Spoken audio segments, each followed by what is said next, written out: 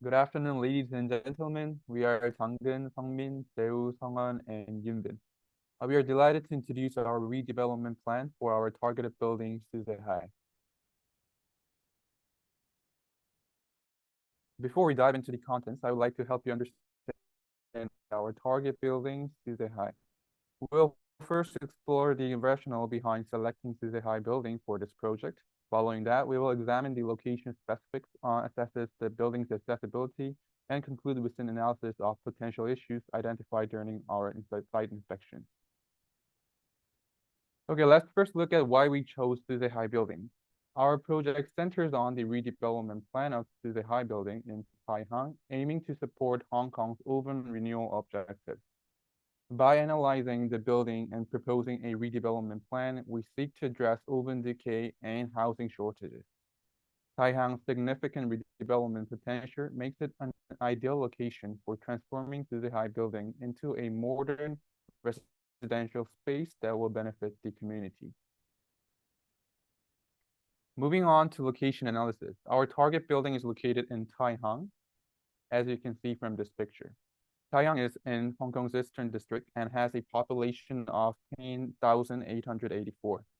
Data from the Hong Kong Census and Statistics Department indicates that 68.3% of residents are aged 40 and above, with an average monthly household income of 22,988 Hong Kong dollar.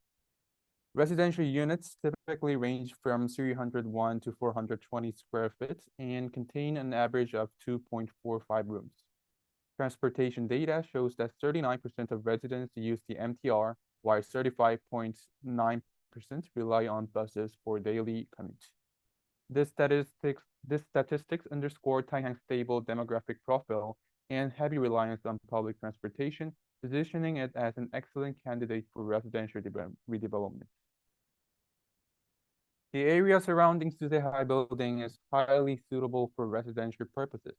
Within a 15-minute walk, residents have access to over 20 restaurants, a variety of cuisines, including local, Japanese, and Italian, which significantly enhances the quality of life. Additionally, the area is served by more than 10 schools under Primary 1 and Mission School Net 12, such as the Hennessy Road Primary School. Additionally, the essential amenities such as pharmacies, convenience stores, and ATMs are all located within 500 meters, making it an ideal environment for raising children. Accessibility is another standout feature of this location. Suzhou High building is just a 9 to 10-minute walk from Tin Hau MTR station, providing direct access to Central, Admiralty, and Causeway Bay by the Island Line. Bus stops located 150 to 200 meters away and offers the routes such as A11 and 619, while the Lau Li Street tram stop 300 meters away facilitates east-west travel. Taxis and minibuses are readily available, and Wan Chai Pier is just a 15-minute walk and offers the Star Ferry service to Tsim Sha Tsui. This comprehensive transportation network ensures excellent connectivity, thereby enhancing the building's attractiveness for redevelopment. This concludes my section of the presentation. Given Suzhou High building's strategic location, comprehensive amenities, and excellent accessibility, they stand out as an ideal candidate for redevelopment. I will now hand over to Songhan to discuss the site inspection findings. Thank you, Changgen. Now let's move on to the site inspection and building information of the Suzhou High building. First, regarding the site inspection, although we could not access the interior directly, we analyzed typical issues commonly found in old buildings across Hong Kong. The most pressing issue is water seepage. Water ingress through external walls, roofs, or windows can gradually weaken the building's materials.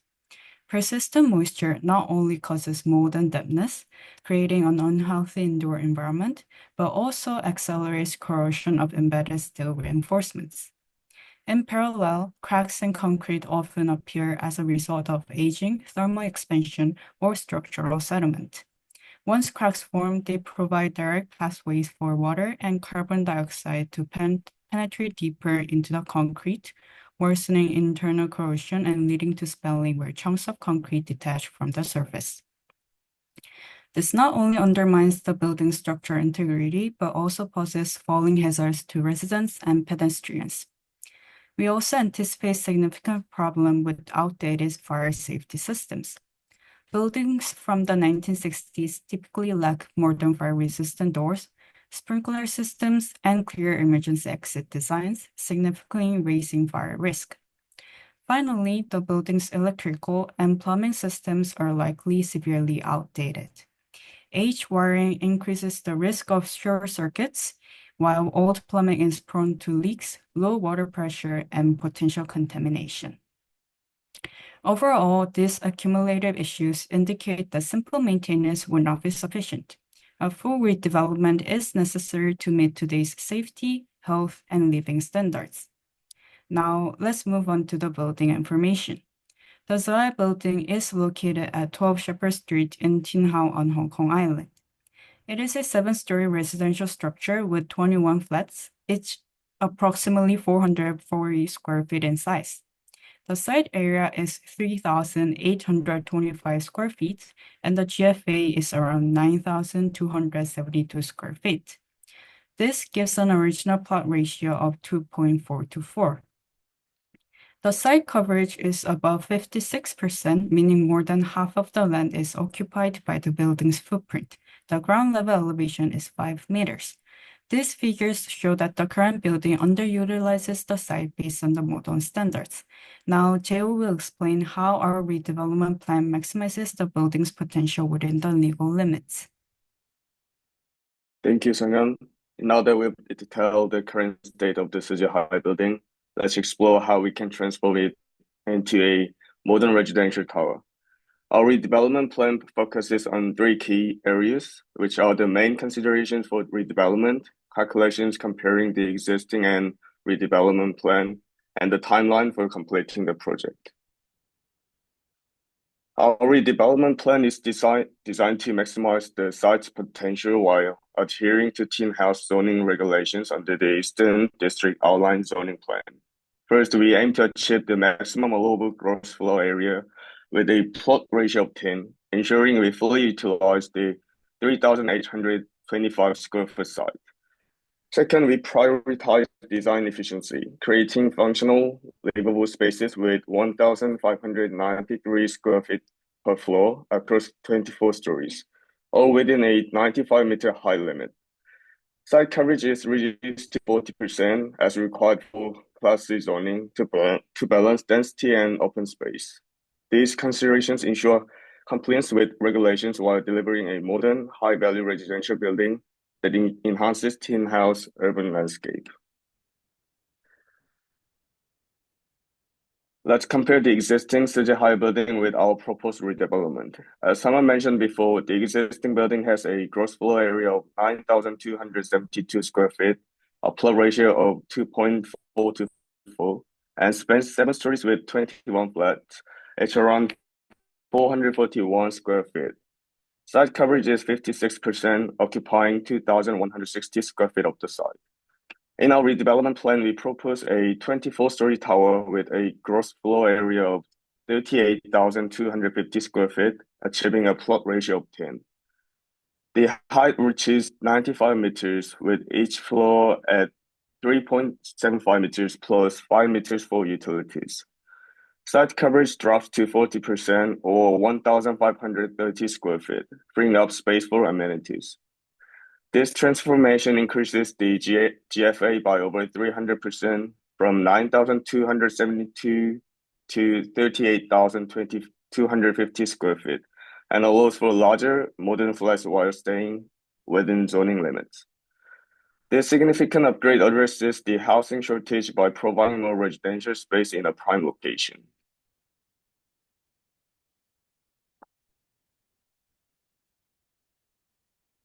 To bring this vision to life, we've outlined a streamlined 24-month schedule that ensures efficient delivery while minimizing disruption to the community. We'll begin by finalizing architectural plans and securing stakeholder input, which will take 3 months. Next, obtaining permits from the buildings department and planning department will require 2 months. After that, we will move into demolition and construction of the 24-story tower, carefully coordinating to manage Tin House narrow streets, a process spanning 18 months. We will then finalize inspections and transfer ownership in 1 month, completing the project within 2 years and meeting all regulatory requirements.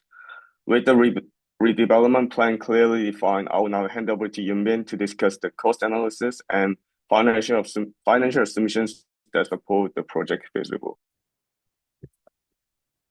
Thank you, Jill. Let's talk about the money side of this project, how much will cost and how we make sure it is profitable. First, let's look at where the money goes.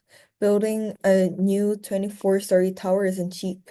We need to care about demolition cost, which is 112 Hong Kong dollar per square feet. Since this building is located in island area, which it will ultimately cost 1,038,464 Hong Kong dollar. Also, building material like steels and concrete and hiring workers to build the one. This construction work alone will cost about 606 million according to the construction fee, 5,500 Hong Kong dollar per square feet per flat.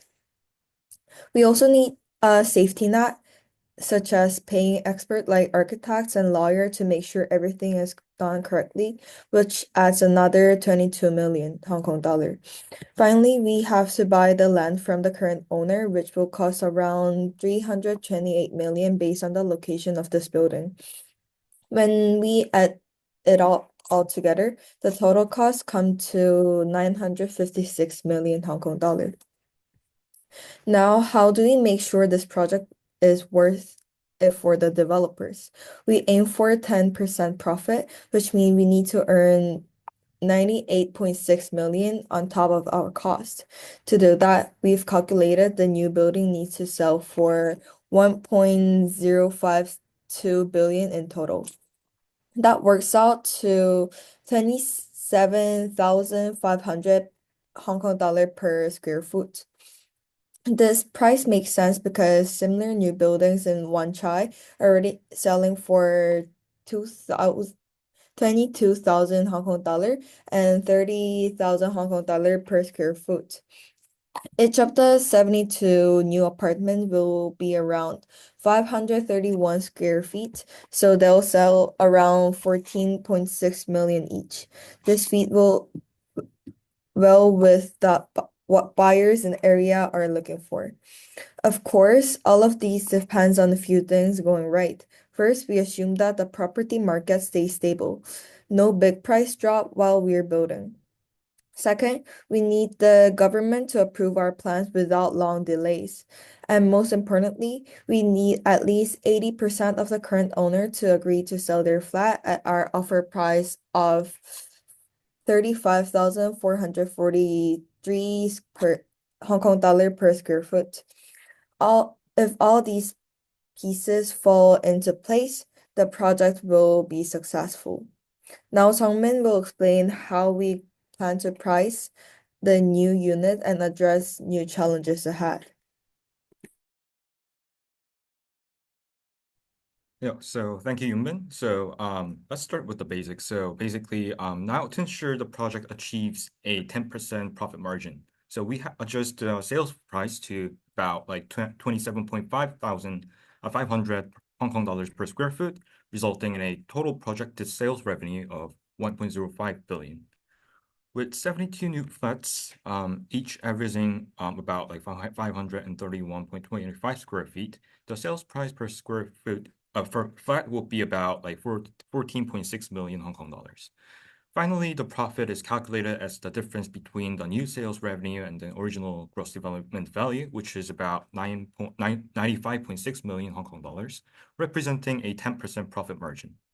So, in summary, pricing in a property development is carefully calculated by estimating the gross development value, deducting all costs to find the residual land value, and then setting up a sales price that ensures the desired profitability. Now, I'll briefly outline the main challenges we face with the high buildings and block redevelopment. First, owner expectations are a major hurdle. So many owners hope for offers about which is above the 50,000 Hong Kong dollars per square foot, but our valuation based on market data and redevelopment costs, such as a fair offer, which is closer to 35,000 Hong Kong dollars per square foot. This gap makes reaching consensus difficult and can delay negotiations. Second, strata title complexity is a challenge. With about 21 separate owners, getting the required 80% consent for the collective sales is not easy. Disagreements, especially if some owners hold out for more, can stall the process. And third, there are transparency gaps. Owners often lack clear information on how offers are calculated, leading to mistrust. Without open disclosure of costs and market comparables, suspicions of undervaluation can be arised. So to address this, our strategy includes independent valuations, owner workshops to explain the numbers, and also the transparent redevelopment framework with public cost breakdowns and regular updates. This builds trust and keeps everyone informed. Managing expectations, legal complexity, and transparency are our biggest challenges. By tackling this directly, we can move forward towards a fair and successful redevelopment for all owners. So this is all we prepared for our redevelopment project of HKUST High Building. So we highly appreciate your attention during the presentation. Thank you.